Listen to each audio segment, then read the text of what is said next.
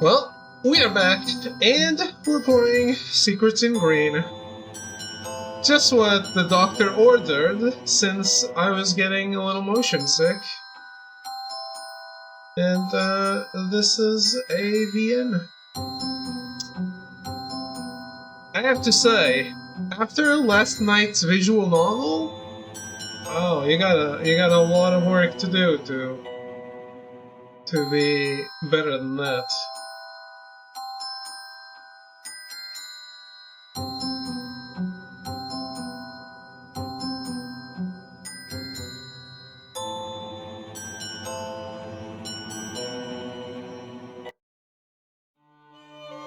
We'll see. This game explores themes of mental illness and abuse and contains several short instances of threat and violence that some may find disturbing.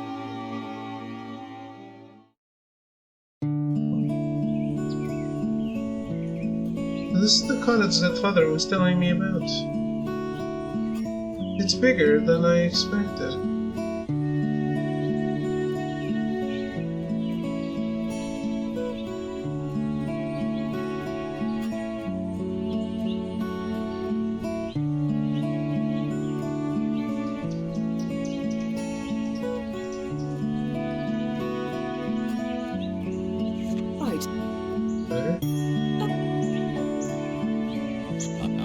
Oh, it's voiced. I like that. I take out Father's letter again, reading it with a mixture of curiosity and disbelief. Dear Alma, it is my belief that after your most recent episode, it would be to your benefit to be relocated to somewhere more quiet and private. I have instructed our driver to escort you to your uncle's old summer home in the countryside, where you will stay for a time. I sincerely hope that the undisturbed peace will bring about some change in you, so that we can put this dreadful business behind us.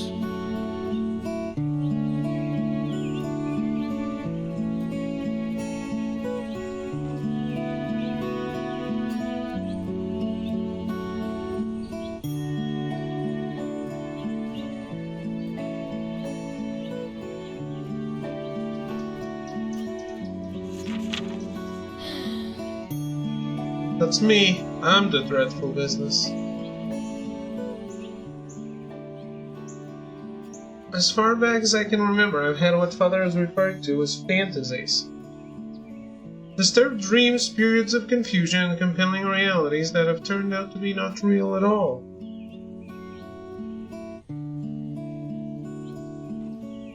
I suppose I'm not altogether there. My last episode, as Father put it, was a particularly bad one. I'm not sure if this temporary change of scenery will do me any good, but at least it could be interesting. I hear footsteps to my right, and then a lady appears. The companion Father has hired to ensure my comfort here. Oh, yes. Oh, it isn't voiced. Ah, you're here. Very good. They nod meekly. Companion had been my father's word, but considering her slightly stern demeanor, she feels more like a boarding school matron. Right then. Let's get you settled inside. I've brought some groceries and supplies for you. She wastes no time in striding swiftly up the path, and I follow. Now.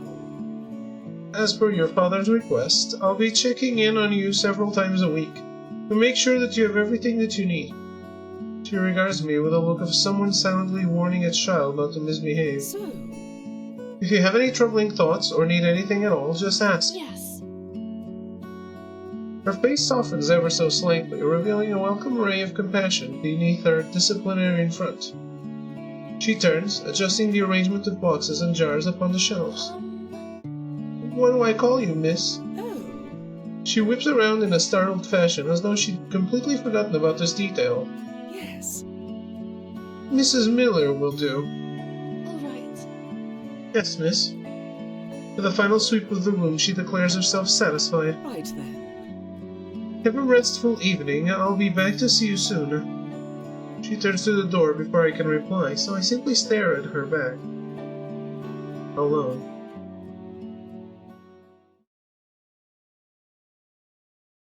Where am I?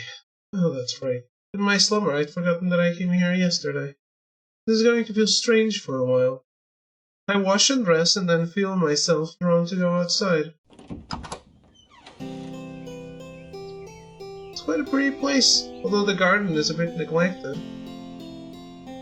I've always adored plants. At home I keep as many potted pretties as Father will let me. As I gaze around the overgrown, my hands itch with impatience. Yes, I'll make this my project. Don't fret, little garden. Alma will make you wonderful again. Alma from Project Zero. Project Origin.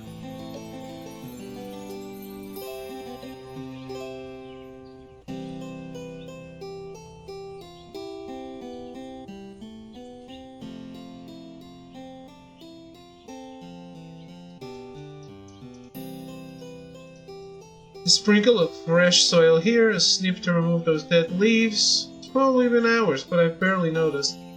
I only stop when I feel a presence behind me. Golly. Goodness, look at the difference. Mrs. Miller takes in my handiwork with a rare Very smile. good. You've quite a green thumb, Alma. I'm impressed. I can't help but beam happily from ear to ear. Your father will be very pleased to hear that you've taken up a hobby that keeps you occupied. You should write to him. I feel a tiny sting at the suggestion of my fragile mental state, but I'm still too merry from my gardening to let it bother me. Yes. You're right, I shall. This transition is very loud.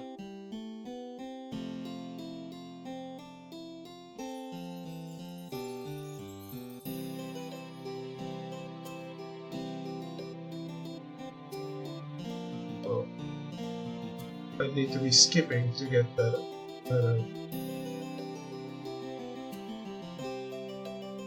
The nib of the pen scratches busily as I write. I do exactly as Mrs. Miller advised, telling my father that my first full day at the cottage has been productive.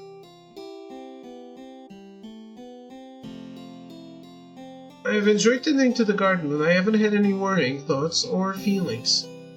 Perhaps this trip really will help me, after all. Just before I signed my name, I had one last hopeful sentence. I think I'm settling in quite well. I'm in my happy place. The garden is all but transformed, thanks to my skilled hands.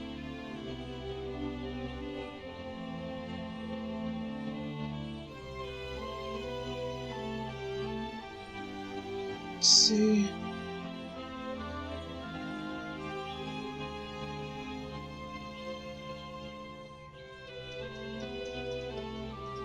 I think tending to plants is my true calling in life.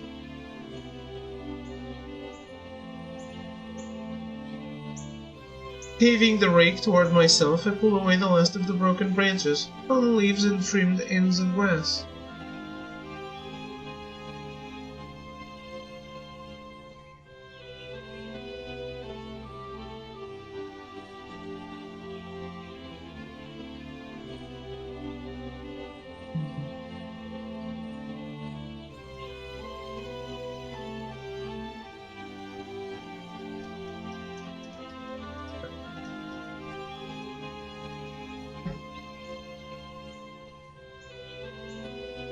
How lovely.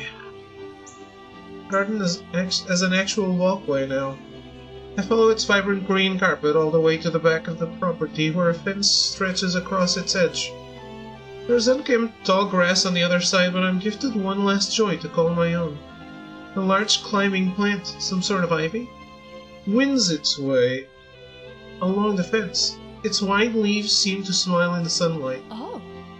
What a treat! I certainly won't be cutting this down. I reach out and run my thumb over a leaf, relishing its waxy touch. My eyes follow the delicate veins in its flesh, and then... What's this? Oh no. A horrible sense of dread begins to coil in my stomach. Am I doing it again? The fantasy? With a nervous hand, I seized the leaf that had caught my eye.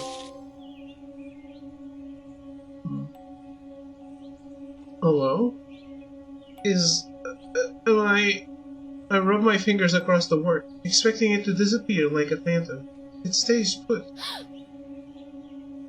Startled, I spring back from the plant, letting the leaf ping back into place with a wobble. I think I'd better go inside. It seems to take an age, but at last Mrs. Miller arrives. Oh. Is everything alright, Alma? You seem shaken. She notices the second she walks in. I fear my mind might have played a trick on me. Shame sours my tongue as I say the words aloud. What sort of trick? I hesitate and then step timidly toward the door. I'll try to show you. We tread cautiously through my lovingly created pathway. Its previous joy is no longer present. It was right here, a message. I rummage around the plant, searching for the leaf that had startled me so badly. It's not there? Can't find that little word anywhere, like it never existed. Mrs. Miller exhales a long sigh, as though she'd been expecting this to happen at some point. I don't think there are any messages here, Alma. You're correct. It was just a little delusion. Delusion? It sounds so damning. And I feel like a fool. Never mind. Not to worry. Let's have a nice cup of tea and forget all about it, shall we? It won't pay to dwell on such things. She gives another one of her signature nods. Helplessly, I agree. So, There, take some rest, and perhaps I'll bring you a tonic to calm your nerves. She poses it as a question, but it feels more like a statement. all right. Thank you, Mrs. Miller. Barely a week in, and I already need help. I'm not as strong as I thought. It's been a few days since that upsetting experience, but the fear is behind me now. I'd obeyed Mrs. Miller's insistence on bed rest and taken the tonic she'd fetched me from the apothecary. The calm has helped me to feel grounded again, and I haven't had any more hallucinations. I think my mind is steady once more. The thought warms my mood, and I finish my lunch and head out into the garden. I haven't been out here since that day, and the brightness that greets me is healing. Looking around at all my hard work, I'm reassured. This has been a fun project, and the garden really does make me happy. With purpose, I stride toward the fence. I gaze at the leafy plant, no longer scared of what it may hold. It's just a plant, a piece of Mother Nature, come to say hello. I reach out for a leaf, and the texture is welcoming once more. Then I turn it over. Oh, who's watching me? I jump backward, reeling with shock and terror. This torture is not over. Who knows that I'm new here? I haven't spoken to anyone but Mrs. Miller since I arrived last week. Odds that tonic didn't do anything at all. I immediately want to tell Mrs. Miller, but she isn't coming today. She's visiting her mother in the village across the river. My limbs quake with fear and indecision. What do I do? Perhaps I could... Feeling incredibly strange, I walk back to the cottage. Take the leaf? Snatching my pen and ink from the table, I take them back outside. I'm almost too scared to touch the plant again, as though it will attack me. After a moment, I clasp the blank leaf gingerly and scrawl a message of my own. Who are you? As I stand back and stare at my work, the feeling of blame creeps over me. I know I shouldn't indulge these fantasies. This can't be helpful for me. But maybe. I woke a little while ago, and my first thought was of the plant. Trying to send my mind somewhere else, I feel it wander back to my childhood. Nature has always fascinated me. I gain endless bliss from smelling its blooms, watering its thirsty roots, and learning its stories. It spoke to me, or at least I spoke to it. While other children had people as their imaginary friends, I had plants for mine. I never wanted for company as long as I had a little flower playmate to talk to. Father ended up putting a stop to that as much as he could. The doctor told us that such fantasies were a symptom of my condition, my hysteria. I did my best to obey Father's wishes. I wanted to get better for him. And yet when I think about the conversations I've had with my colorful friends, I can't help but smile. It's a painful thing, this double-edged knife of fondness and shame. Unable to wait any longer, I spring up out of bed. I must put myself out of my misery. I can't make sense of my feelings as I hurry to the fence. Am I scared or excited or both? The plant awaits me. Tell me your secrets. Upon inspection, I see that just like before, the old messages have vanished without a trace. But in their place, there's a leaf bearing a single word. What? Lost. This is not a dream. It can't be. The evidence is right here. I brush my hands across the letters. This is not written in ink. It doesn't look like the message I wrote. It's softer, more earthy, like a part of the plant itself. It feels like proof. No! No, Alma, it's not happening. We've been through this before. The doctor, my father, and Mrs. Miller are all right. This is your imagination weaving wicked tales, not the plant. I tear back across the garden and into the house. Shaking in fear of my own mind, I throw myself down onto a chair to wait for Mrs. Miller. Alma. You know, we've repeated the same ritual again. As soon as Mrs. Miller had arrived, I dragged her outside to show her the new message, but of course it's not there. I wish I'd snapped the thing from its stem so that I could have preserved it. Instead, I'm standing here looking delirious once more. This isn't good. You gotta stop indulging this madness, Alma. I nod, but she fixes me with her most stern gaze yet. Listen. Your father has entrusted me with your well-being, but I can only do so much. You need to help yourself too, understand? You can't speak, mute with humiliation. Now. I think it's best that you don't come outside for the time being. This knocks a gasp out of me. I'm going to have to inform your father of this. I'll consult the local doctor too. I don't think simple tonics will be enough. Swallowing my emotions, I croak out a reply. Yes. Mrs. Miller had watched me drink a glass of water, wash my face, and cook myself a meal. She had only left once I'd sat down to eat, professing myself much calmer. The truth is, I'm not. Today's message, lost. What does that mean? Is my troubled mind inventing a predicament? And if so, who is stuck in it? The plant itself? Me? Lost? I'm trying to deny it in deep sense, but I'm really beginning to think that someone or something is attempting to communicate with me. My fingers trace the edges of the page as I reread the letter.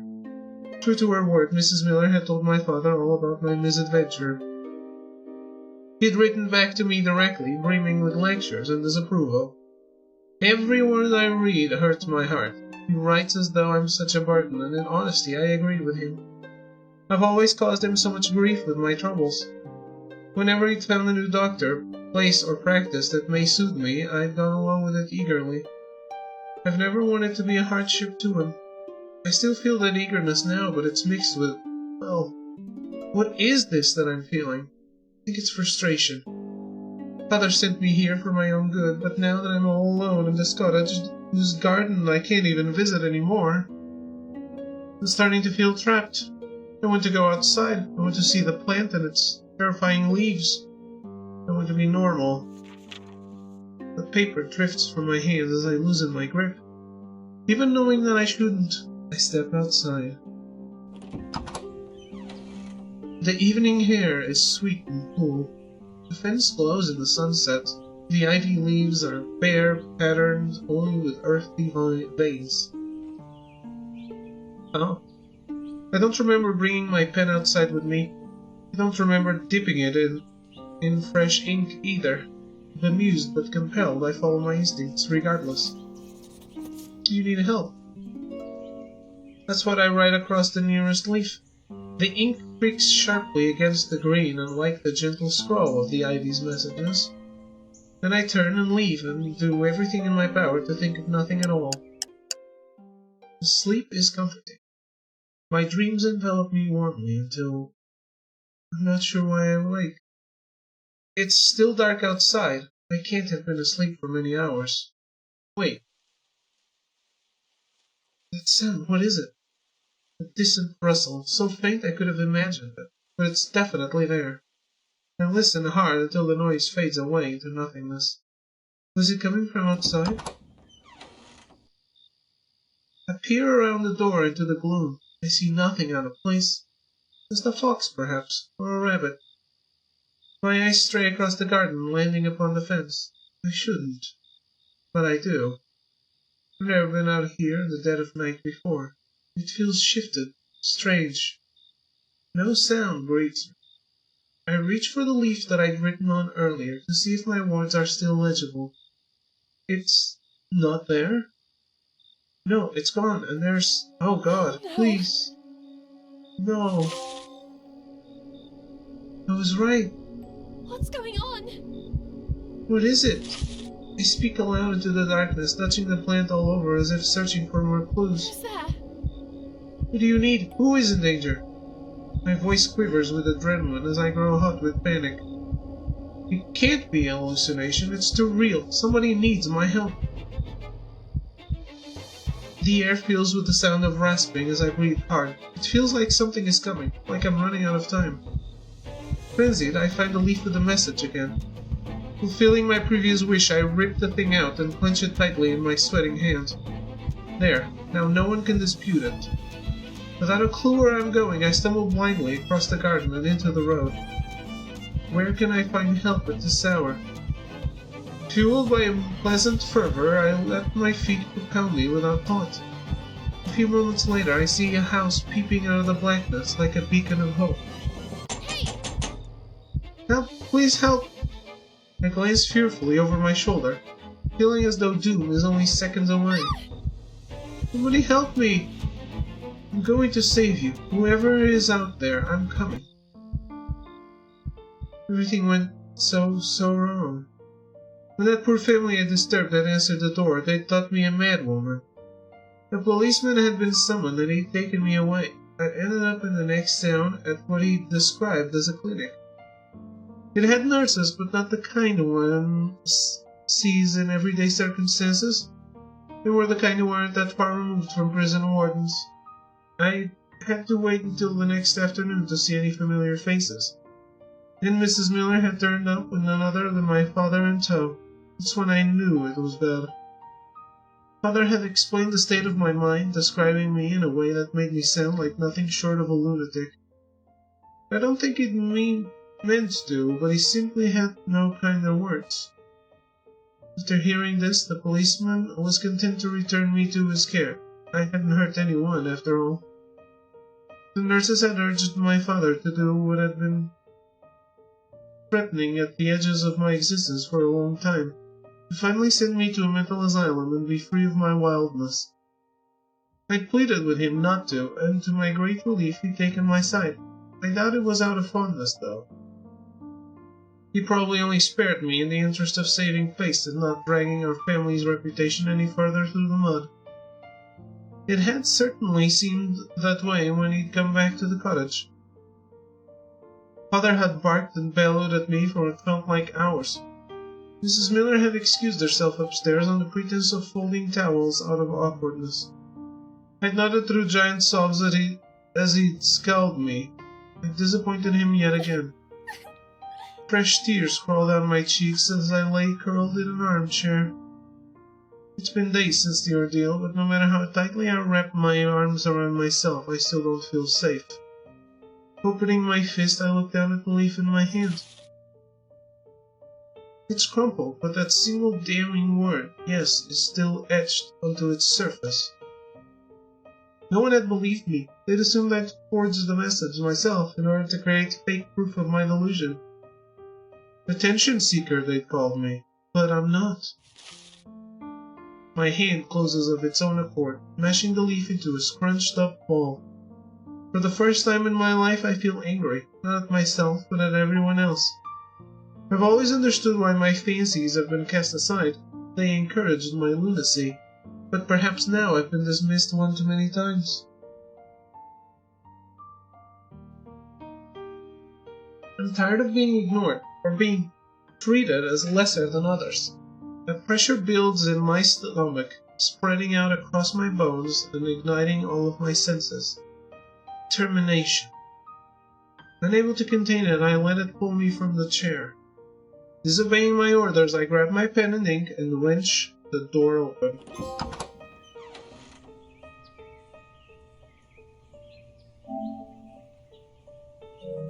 I know I shouldn't, but I no longer care. Show me. That's what I ask, simple but commanding.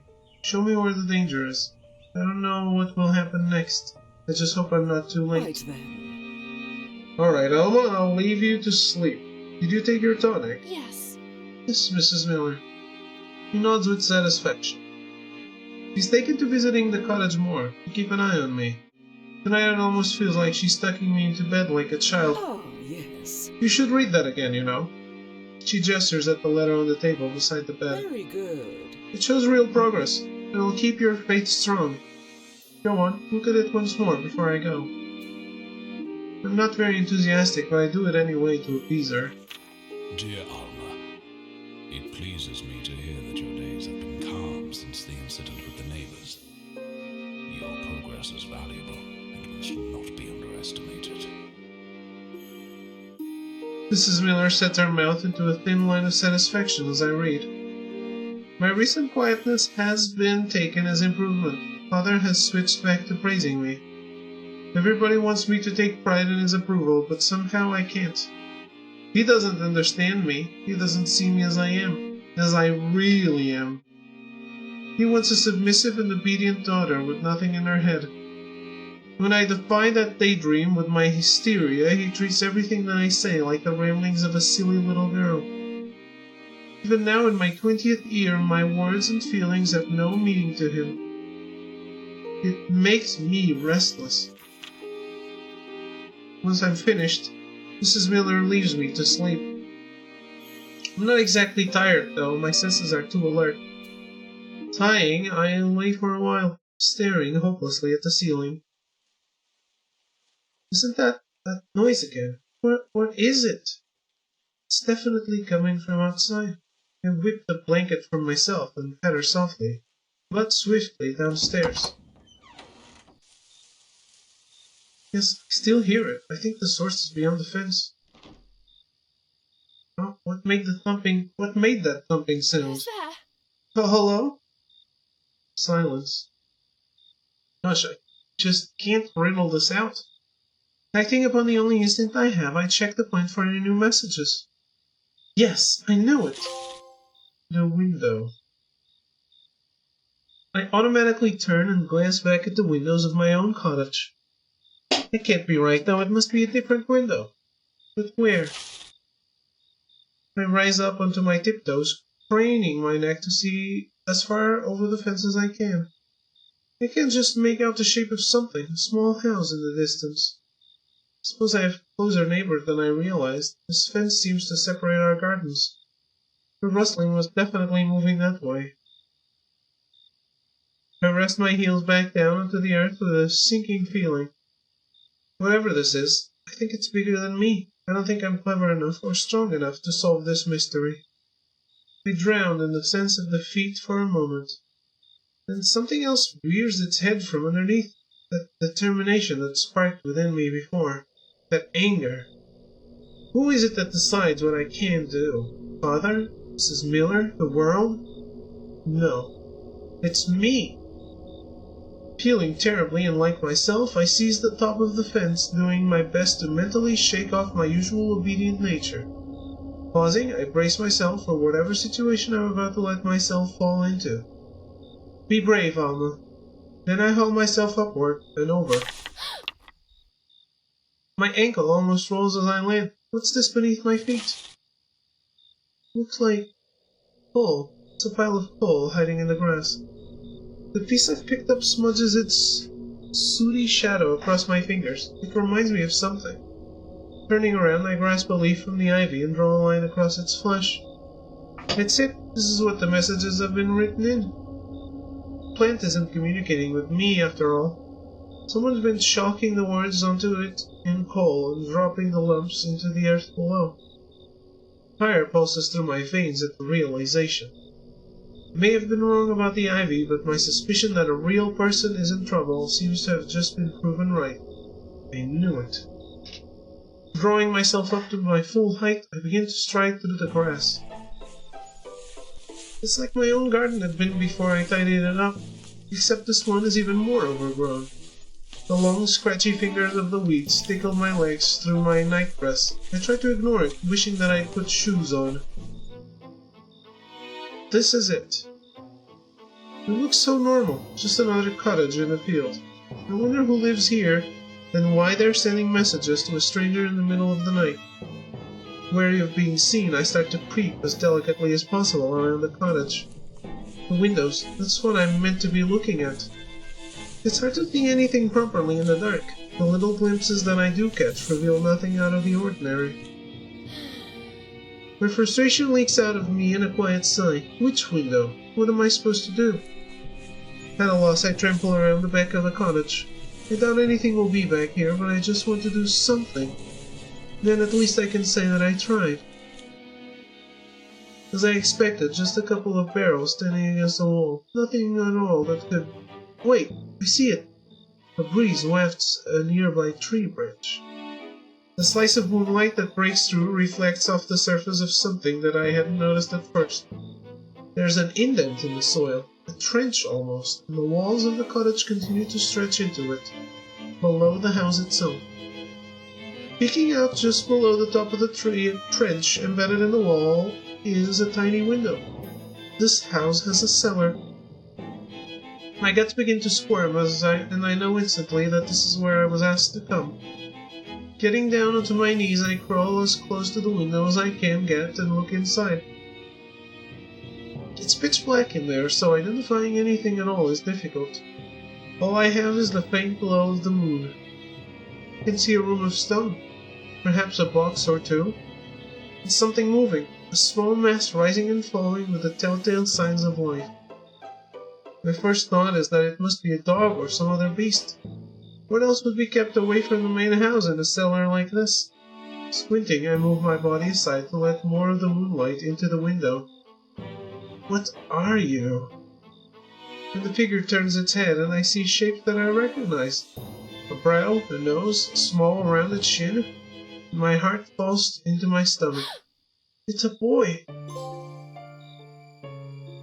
He can't be any older than 7. His tiny form shivers on the cold, hard floor, and his head is bowed in hopelessness. Goodness! Oh my God! I hadn't meant to say it out aloud, but the treachery of the situation is overwhelming. My eyes sting with tears. The boy must have hurt me. His head jolts up and he swivels quickly to face me. When our eyes meet through the glass, my heart breaks for him. He looks utterly dejected, and his desperation to escape this prison is practically visible in the air around him. How long has he been here, and who on earth would do this to him? He pulls himself to his feet, skittering across the room and throwing himself at the wall beneath the window. The face he makes at me is pleading, begging me to get him out, and it becomes my wish, too. I want to take him from this place, scoop him up in my arms and tell him that everything will be alright. Hold on! It's okay, I'm coming. I have no idea how I'm going to set him free, but I must find a way. I spread my hands across the window, feeling for any gap or crack that could gain me entry. I don't get very far, though. I've only been investigating for a few seconds when... the cottage door. Sensing danger, I flinch away from the window and stand up awkwardly. I can't let anyone see me here. I start to back away, but then a pair of eyes lock onto me, and I feel like prey caught in the sight of a predator. You. Oh no! Please don't hurt me. Disgusting. You're that crackpot, aren't you? That lunatic. The words feel like daggers to my skin. I've heard about you. You scared the neighbors last week, didn't you? Ranting and raving your insanity. Was that your pleasure, Missy? Sneaking out under cover of darkness and putting the fear of God into everyone with your madness? His face contorts into a repulsive scowl and he takes a few steps toward me. I can't bring myself to defend my honor. My whole body is frozen in terror. Get lost. I'll not have you on my property. Keep your devil talk to yourself. He advances closer, flapping his arms wildly at me, almost as though shooing an animal away. Go on with you. Get out of here! In response, I let out a high whimper of terror.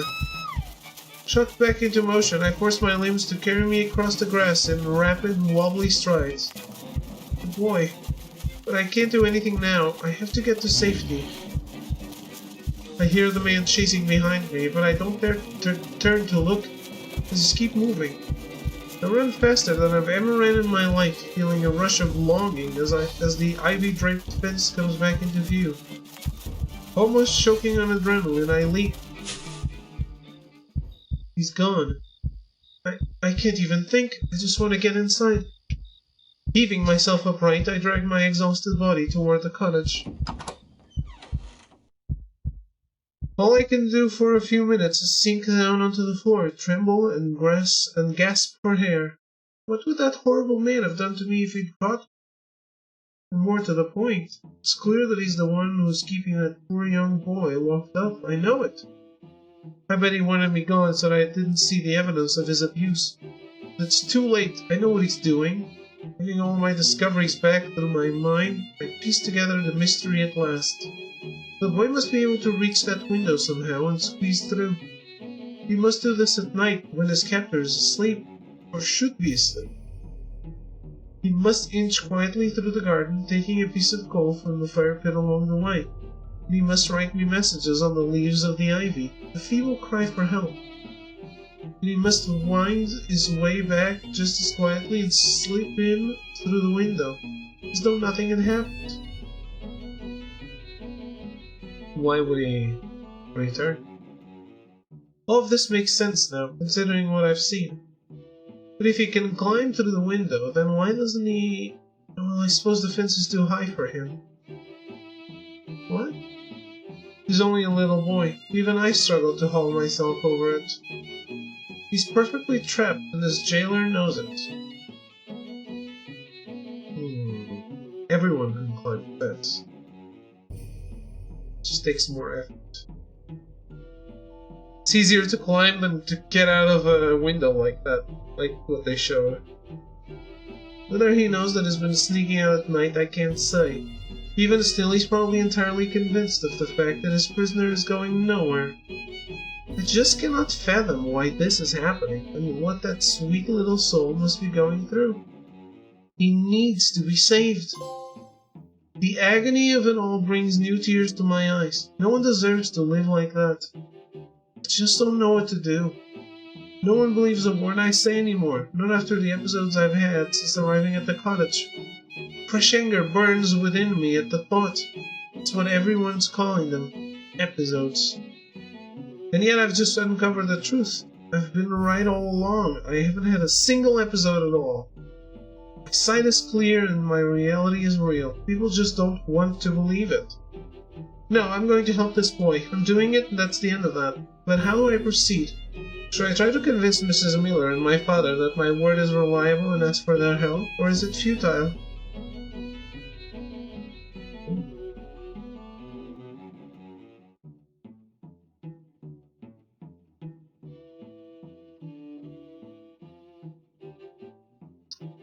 Well, I did bring up a guide.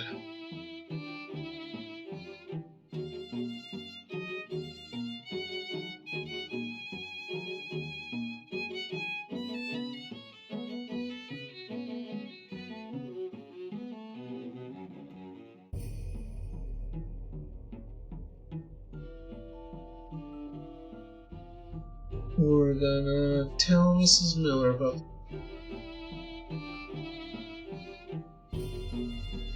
Yes. I force myself to take deep breaths, exhaling in long streams to calm myself down. The reason that everyone is always on high alert around me is because they care about me. The whole point of me coming here in the first place is because Father wanted to help me soothe my nerves. It wasn't a punishment.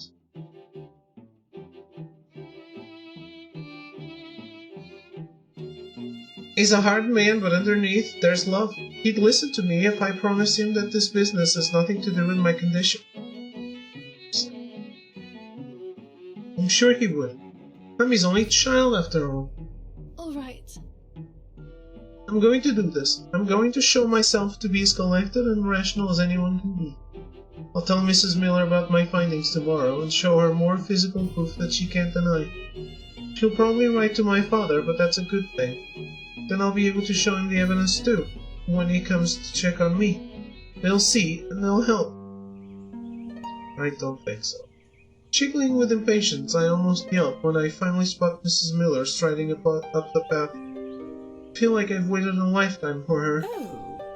Alma, are you alright? I just... Yes, Mrs. Miller, although I have something very important to tell you. Would you listen to? Her expression clouds with confusion. Very well, let's go inside. As I close the door behind us, it feels as though the world outside falls away, leaving nothing but the two of us in a tense void. What's going on? What is it you want to say, Alma? Okay, breathe. I wait until the butterflies in my stomach have slowed their wings. Then, in my most steady and calm voice, I speak. I tell her everything. I tell her that I agree with her. The messages I was seeing did seem like hallucinations at first. Then I remind her of the first leaf that I'd managed to actually show her on the night I was taken away by the policeman. I show her another, the window one from last night. I'd gone back out last night and pulled it from the plant. I take in the pile of coal and show her those too. I demonstrate how the writing matches the powdery smudge. Then I recall how I'd climbed the fence, seen the boy, and been chased away by a frightening man. I repeat the rude words he'd called me, spitting them out as though they taste bad. With the greatest sense of normality I can muster, I tell her that we need to help the boy before something unthinkable happens. When I finish speaking, a long silence yawns between us. Eventually Mrs. Miller blinks as though overwhelmed by everything I've said. So, You discovered all of this last night? Yes. Yes, I still have the dirt from it. I hold up the night dress I'd been wearing, muddied, at the front from where I'd knelt at the cellar window. You're quite serene, Alma. No hysterics. I shake my head, feeling a pang of victory. No, miss. I'm feeling no madness at all. I'm quite certain of the truth. I meet her eyes again, and she stares almost blankly back at me, lost in thought. Eventually her mouth sets into that line, the one that means that a decision has been made. right then. Alright, Thelma, this is what we're going to do. I'm going to go into the village to fetch help. You stay here. Do not leave this house and do not answer the door to anyone. Is that clear? I nod eagerly. Yes. Good. I'll be as quick as I can. Try not to fret. This will all be resolved very soon. All right. Yes. She straightens up swiftly like a soldier called to attention. I doubt she's coming back with the police. Then she turns and heads outside, locking the door behind herself. The second I'm alone, my whole body slumps. For once, it's not in defeat, it's in relief. Finally, someone is taking me seriously. I think staying composed was the trick. It showed Mrs. Miller that I'm not only full of wild fantasies. Sometimes I see sense, and she knows that now. Flopping down into an armchair, I wait with bated breath. This time I'm happy to do as I'm told. We're on the same side now.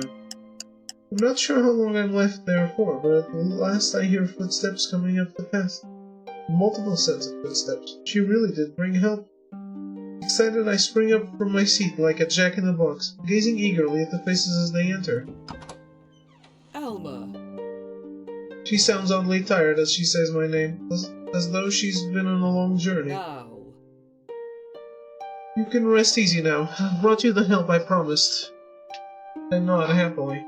The two figures standing behind her don't introduce themselves. I'm surprised to see that they're both women. I'd assumed she'd fetch policemen.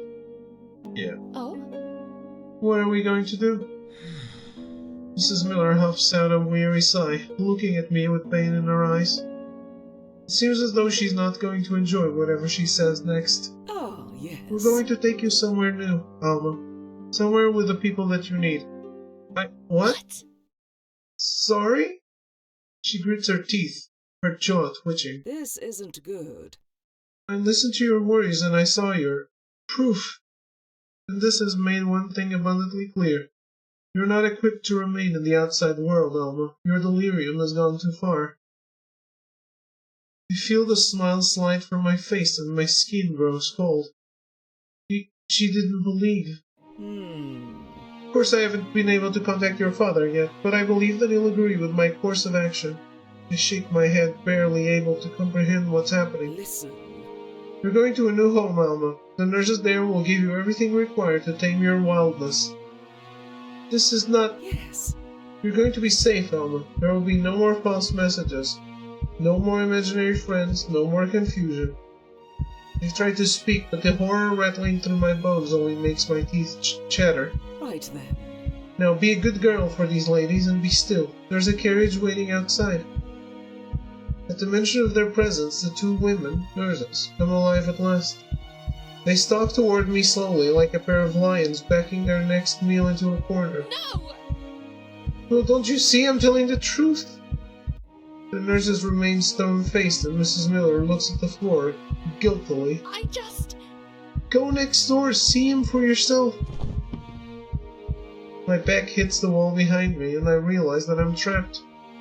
Seeing their opportunity, the nurses surge forward and grab me by my arms.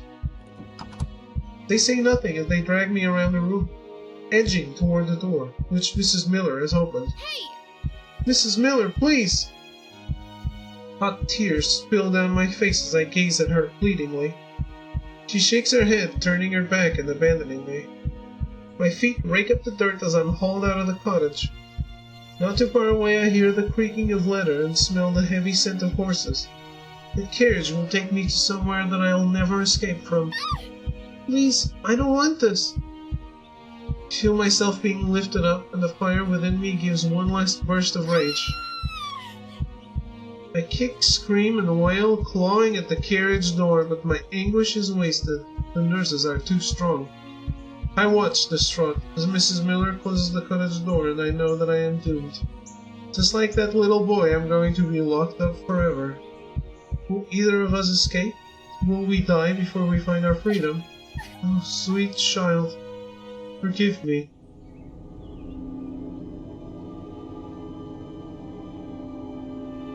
Yikes.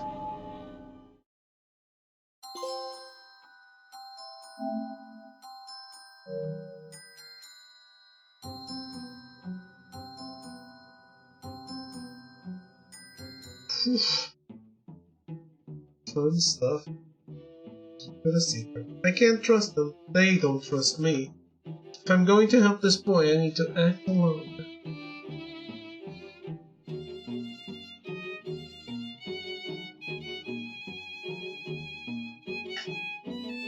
It shouldn't be this way, though. My father would just... My whole life thus far seems to swim in my mind's eye, and I finally see it for what it truly is. I've always believed that I was loved, but every doctor and nurse, every person on the street, even my own father himself, they've all treated me as a lesser being. Why? Because I have a sensitive mind? Because I'm a woman? It's probably both of these things. Why is it that men are able to act as they please while us women have no choice but to do what is expected of us? Why must we stay in our rightful place while our fathers and brothers and husbands live according to their own fancies? Why is it that when we show our vulnerability, our emotions, our fears, they're seen as madness? The anger that had flared in me earlier grows, raging into an inferno that burns away any remaining obedience left within me. Its wrath is frightful, and at the same time somewhat delicious, powerful. I will not let anybody stop me. I will save this child from his prison, and I'll do it all on my own. I clamber to my feet, raising myself up tall. Now then, how should I do this? I'd better not go anywhere near the house while that man is still there. He's clearly too protective of his territory. I'll have to make sure that he's distracted or indisposed. But when is the best time to strike?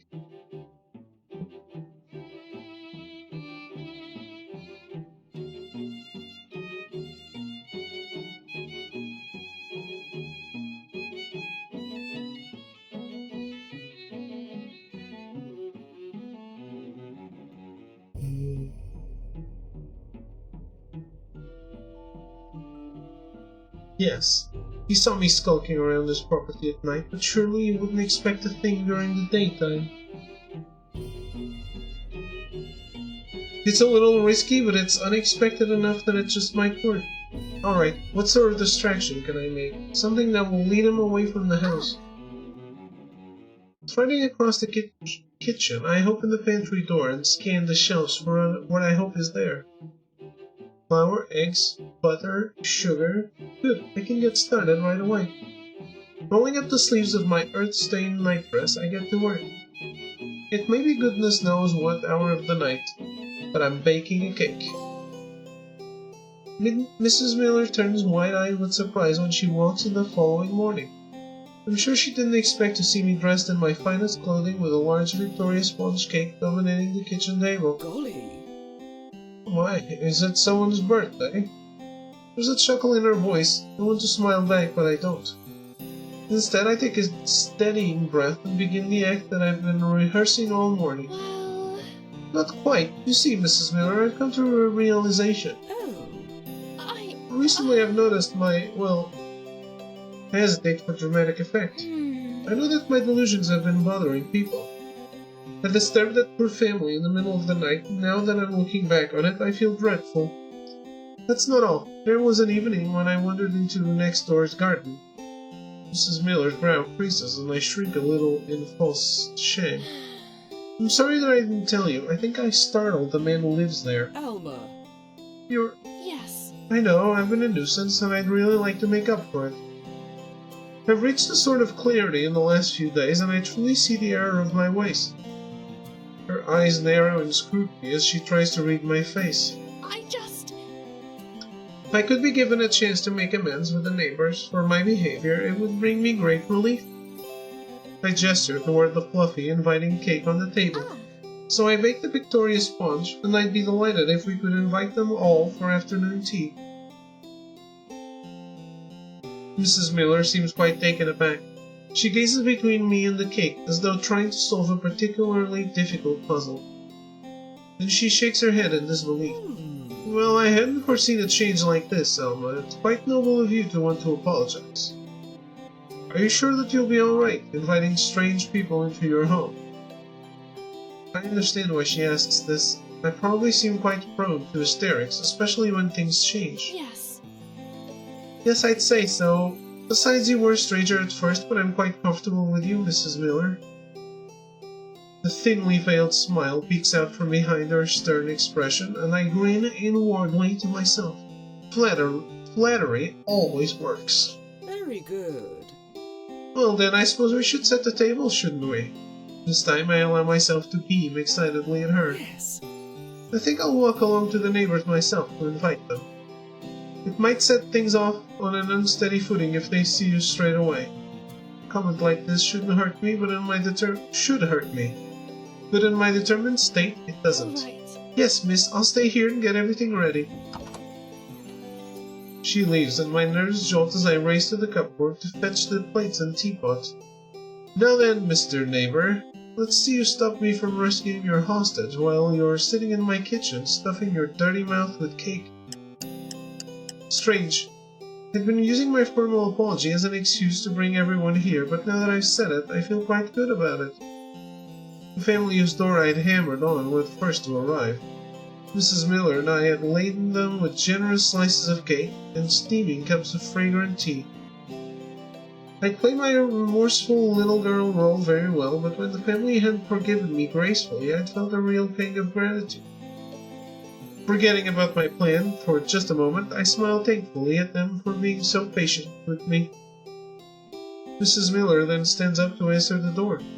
When I realize who's arrived, I'm struck with both thrill and dread at the same time. Oh, yes. May I introduce our final guest? She declares his name to the room, but my heart is beating so loudly that in my ears that I don't hear it.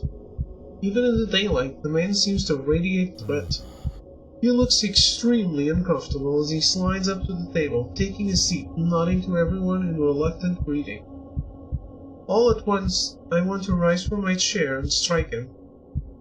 I want to seize him with the strength of 5 men and throw his deceptive tyrant out of the door and into the dirt.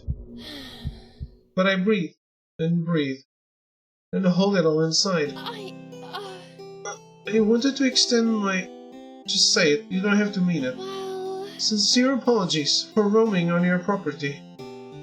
The flash of annoyance sparkles in his eyes, but then he settles down. I suppose the company we're in makes him feel unable to show his true colors. Yes. It's quite alright. The words are barely more than a croak, and very unconvincing. But at least both of us are lying to each other just as equally. Thank you for your understanding, sir. She bows her head, an exaggerated display of gratitude. Oh. Alma has gone to the trouble of putting on a grand feast for us here as a token of our appreciation. May I get you a slice of sponge? She practically attacks him with the cake, the napkins, the hastily poured cup of tea. It's quite funny, and I'm glad for her over-the-top hospitality. It's the perfect distraction to accompany my next move. I'm so pleased that you're all enjoying my baking. I might be excused for just a moment to use the ladies' room. The party seems quite unfazed by this, nodding and taking more bites of their cake. Mrs. Miller eyes me warily for a second, but upon seeing everyone else's lack of concern, she nods discreetly. Yes. I'll just be a moment. Please help yourself to a second slice, if you wish. It's the least I can offer. I smile sweetly, ducking out of the room and into the garden. As I close the door behind me, my head swells with a dizzying mixture of relief and worry. This has gone perfectly. Now I need to make sure that I act fast before that man realizes that anything is amiss. To keep up appearances, I walk over to the outhouse that contains the lavatory. I make a show of swinging its creaking door open loudly so that it can be heard from the kitchen. I'm sure to slam it shut after going inside. Then I drop to the ground, staying out of sight and creeping as quietly as I can through the grass. Alright, Alma, this time is different. No fear, no obstacles, no neighbor. Go and save that boy. Feeling the adrenaline ignite my bones again, I spring into action. Yeah, this is a bad plan.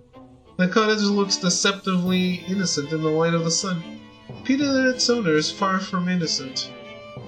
I waste no time, rushing around back and throwing myself into the earth beside the cellar window again.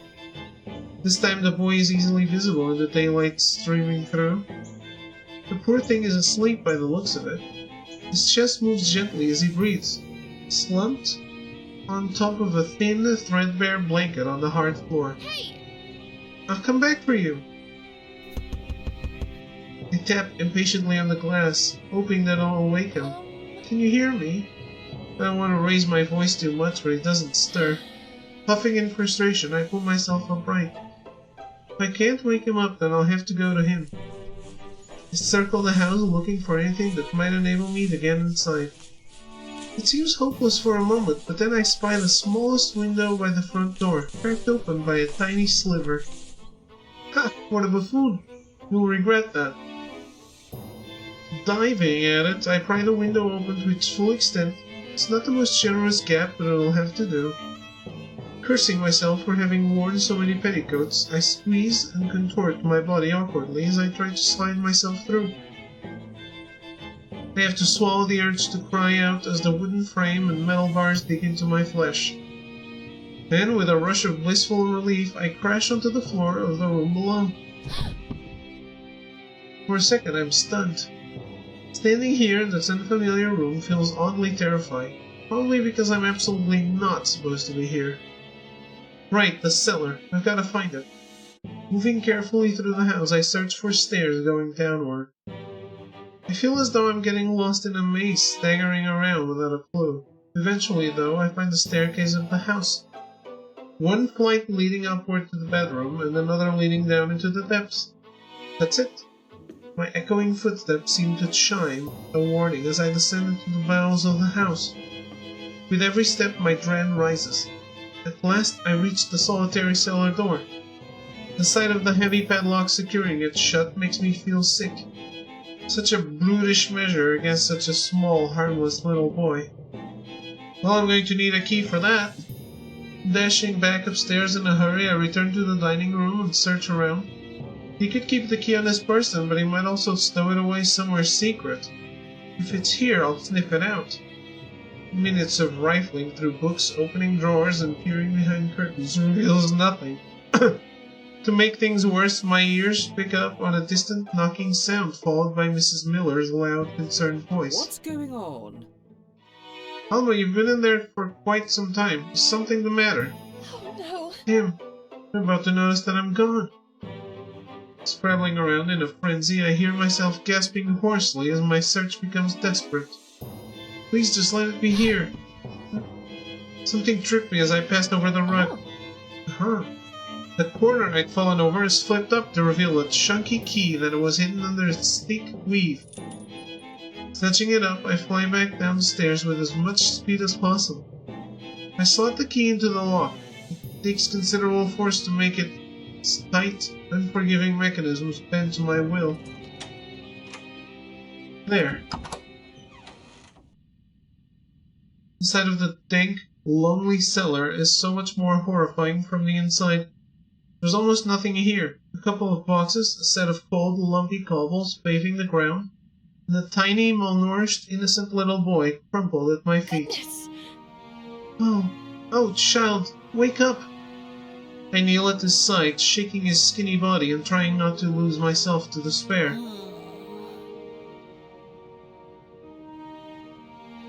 We simply stare at each other for a long moment. Then his face breaks into recognition. By the window. The window. Yes, I saw you through the window. I've read all your messages on the ivy. I have to hold myself back from sweeping the boy up into a bear hug. Who is that despicable man who's keeping you here? He flinches at the disgust in my voice, but he answers nonetheless. Father. It's my dad. You're... What? What's going on? Child, why has your own father done this to you? He opens his mouth to speak, but then a horrible wave of sorrow washes over his face. It's alright, darling, you're safe with me now. I run a hand up and down his bony arm soothingly. Yes. You can tell me what happened. Maybe outside? Maybe later. The boy sniffles, but seems reassured. Mother and father used to argue a lot. One day Mother and I left. She said she wouldn't see Father anymore. I nod tensely. She must have taken him and fled for their safety. I was walking to school and saw Father. His face begins to crease with building distress. And then? He said we were going on a holiday, but we came here, and his little fist squeezed tightly, and I shake my head to signal that he doesn't need to say any more. So that's what this is about.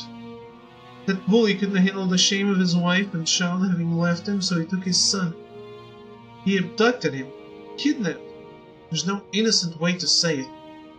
He took him by force and is keeping him locked up as some sort of, payback? What an absolute, unbelievable, vile, wicked little... I'm so sorry, my boy. This must have been very hard for you. Hello, Thro. How goes it? He nods, heartache spilling from every pore in his body. Well, How about you come with me and we'll try to get you back to your mother? She must be worried sick over where her precious child must be.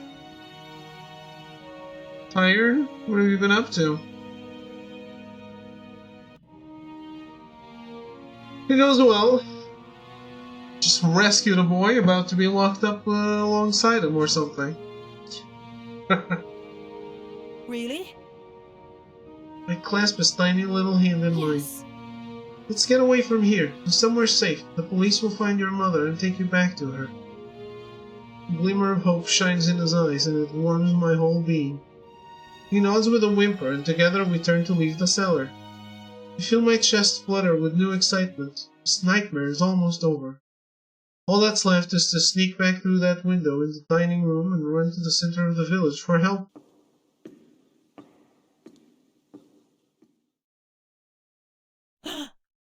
No, I knew it. Took my mom's car for an emissions test, ran over something on the highway home. She had no spares, spent all day waiting for tow and new tire, having a good vacation.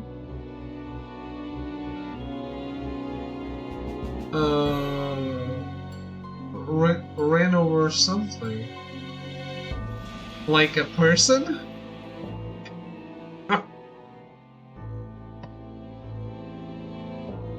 Did you get a flat? Something fell off a truck, shredded the tire. Not a person. Are you sure? Man. That sounds awful though. That sounds absolutely awful. Why do you have to wait all day?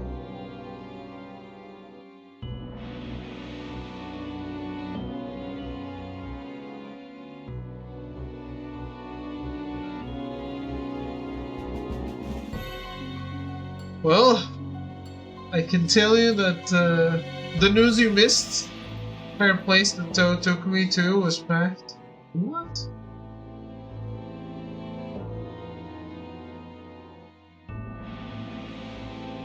The news you missed, Oblivion remastered, remade, is now on PlayStation. Yay! Shadow drops.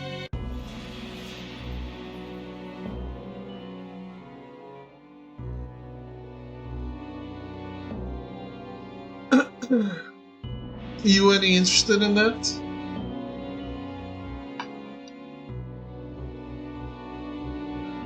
Did the car pass the emissions test at least?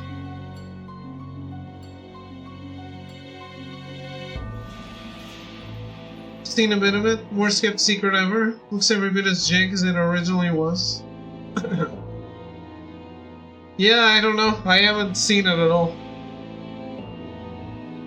But they remade it on Unreal, so it should be less janky than their own engine.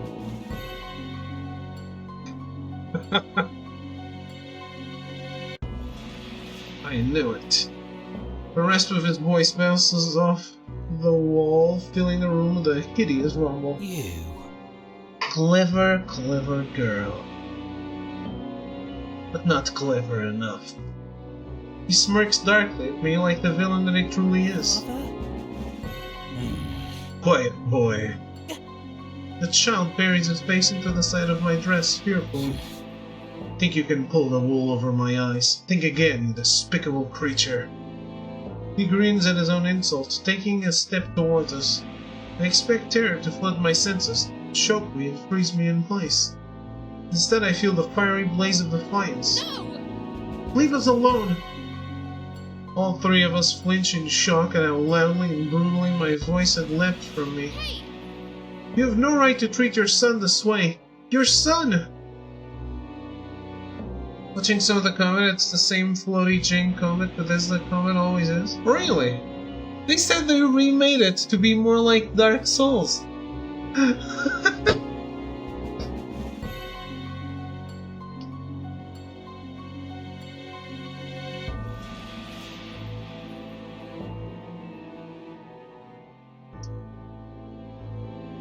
What an overrated developer. Seriously. I'm no Souls fanboy and that offends even me. What offends me is how overrated Bethesda is.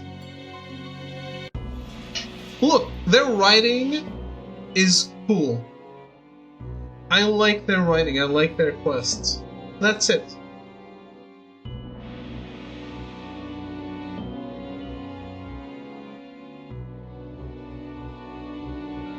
I bark my hatred at him, but he remains uncaring. I doubt very much that what I do with my son is any of your business. He takes another step forward. Even though the boy begins to tremble beside me, I don't back away. I will not show weakness. Get lost. Now move aside before I do something reckless. He leers at me with intimidation. It hits me like a physical force and I endure it with all my might. No! I will not. I refuse to leave until this poor boy is set free. I puff out my chest, fixing him with a piercing glare. I've never felt this powerful in my life. Some of that power takes effect. The man's eyebrow twitches as he gazes at me with surprise. Well then. Well, I suppose if you insist, then you shall have your wish. The flicker of triumph courses through me, but then his evil smile reappears. Indeed, you will not leave here while my son is imprisoned.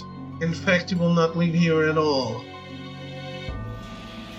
I have another window open and this dude is standing on a pillar like 2 feet above a bunch of enemies. He's shooting arrows at them while they all stand there looking up at him being shot in the face. It's Bethesda all day long. Nice. I don't know who... Oh, yeah. I'm just trying to imagine what 2 feet is like. He takes another step, and this time I feel myself falter. Lucky. Neither of you will. An ice cold horror trickles through the armor of my rage, melting it away to nothing. Yeah. That's incredible. Did I just hear a moan? Probably from my character, yeah. Does he mean... Close the gap even more. The boy shrinks back into the cellar again, and I helplessly do the same. He follows, reaching out toward me. Before I can react, the boy wrenches his hand out of mine. No! Father, stop!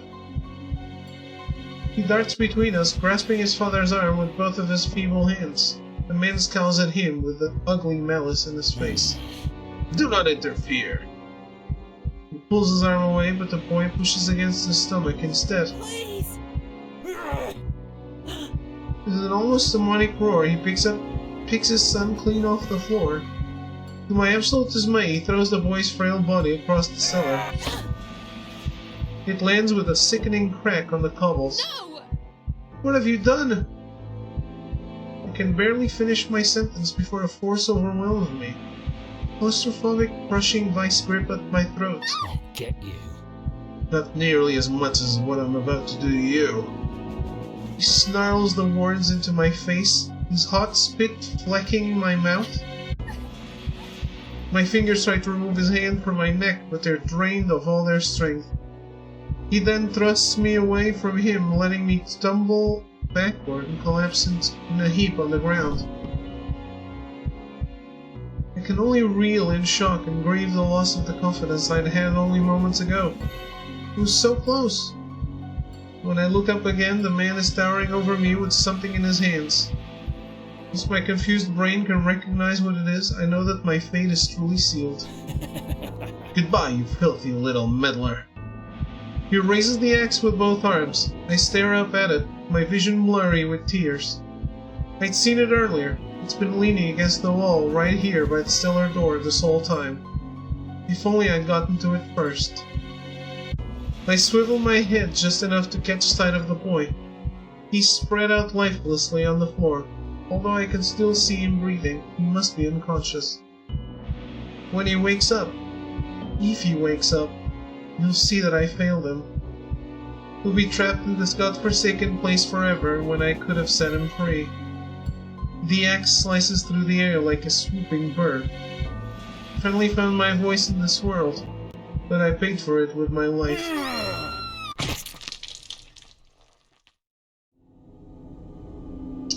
Well, I don't think that's a good ending.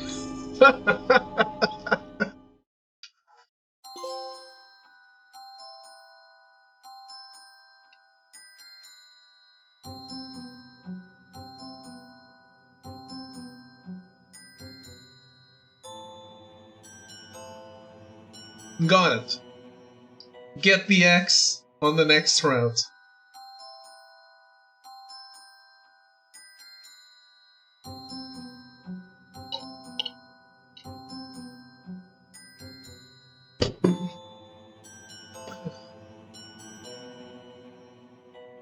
Well.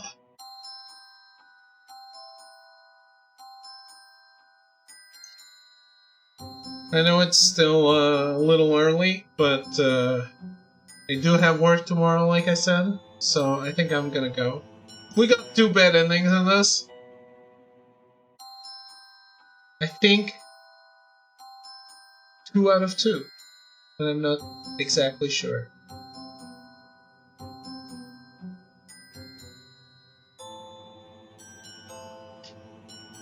Yeah.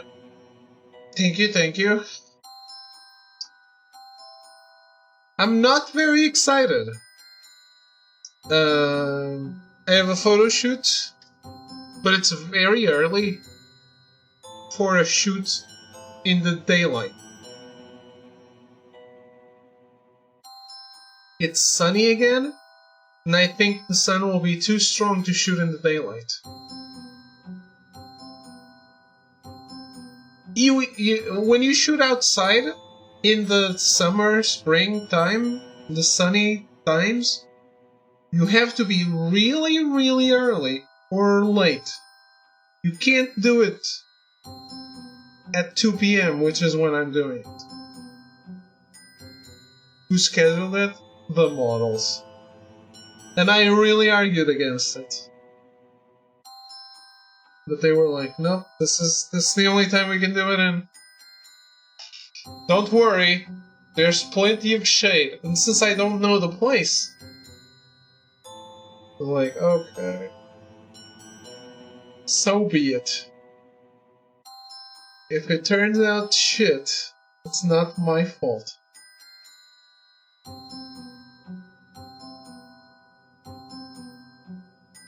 Oh well. I'm not even sleepy, but I should go try to sleep.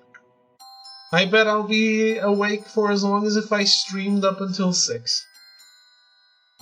Enjoy your sunlit orgy. Thank you. I will do my best. Well then, goodbye, good night, throw. Go have some tea. And, keep a spare tire. Or one of those... My car does not have a spare tire. It has one of those, I don't know what it's called. It's like a spray can. You're supposed to put that on your tire, fill it up. No, like that's what the car comes with. It's like a gel. You fill up the tire with the gel. It'll make the tire carry you, like, until the next shop or something. I think it's kind of shit, because if you do that to the tire, you can't fix it anymore. It's ruined forever. It'll work for a puncture, nothing bigger. Yeah, of course, if it blows up like yours, absolutely not.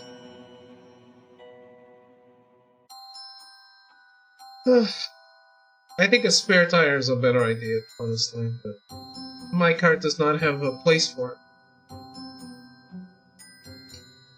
Well, yeah.